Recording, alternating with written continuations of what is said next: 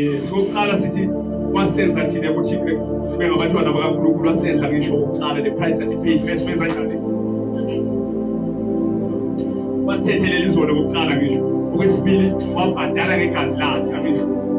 Okokuqala wasithethelele izono, ngoba lokusithethelela kwakhe izono uletha lento ukuthi forgiveness, and nayiletha lento uNkulunkulu uyiletha nje lento forgiveness ayenza lapha le iqale kiwo wonke umuntu ophila emhlabeni.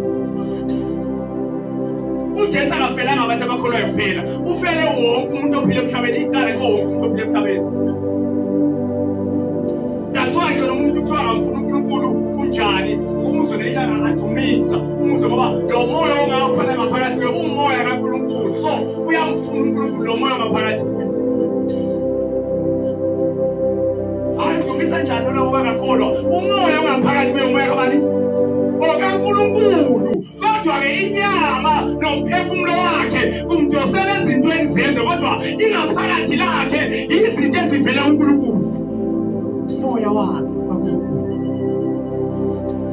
So dumisa ngoba lo moya kaNkulunkulu. Yes, athethelele izono. Okwesibili wayobhadala ngegazi lakhe and sacrifice. Yes, khona lapho Luke chapter 23 verse